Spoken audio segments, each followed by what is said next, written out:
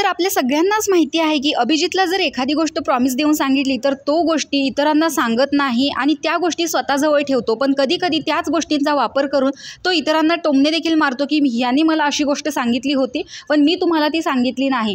तर अशीच एक गोष्ट आहे ज्याच्याबद्दल इकडे चर्चा चाललेली आहे। तर अरबाज सांगतो की निकी तू सुद्धा अभिजितला विचारत होतीस की काय रे अभिजित, अरबाज जो आहे तो वैभवबद्दल काय बोलत होता तुझ्याजवळ, म्हणजे तुला देखील माझ्यावरती विश्वास नव्हता की मी वैभवबद्दल काहीतरी बोलेन असं तुला देखील वाटलं, असं अरबाज निकीला इनडिरेक्टली म्हणत असतो।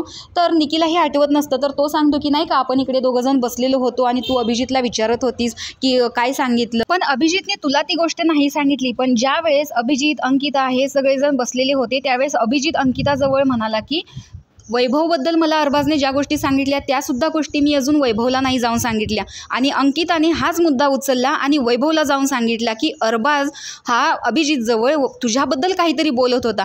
तेच वैभवने जाऊन अभिजितला विचारलं की तो माझ्याबद्दल काय बोलत होता अरबाजच्या समोरच, तर अरबाजच्या समोर त्याने सुद्धा की अरबाज तुझ्याबद्दल वैभव काहीही बोललेला नाही। तर अरबाजने सांगितले की बघ अभिजितच्या समोरच ही गोष्ट क्लिअर झालेली आहे की मी तुझ्याबद्दल काही बोललेलं नाही, जर मला बोलायचं असेल मी तुझ्या तोंडावरती बोलेन, तेवढी फ्रेंडशिप आपली आहे आणि मी कुणाला इथे घाबरत नाही। याचाच अर्थ एकतर अभिजितने गोष्ट खोटी सांगितलेली होती आणि सांगितलेली गोष्ट खोटी जरी असली तरी अंकिताने लगेच ती वैभवला जाऊन वैभवच्या जवळ अंकितानेच काडी टाकलेली होती।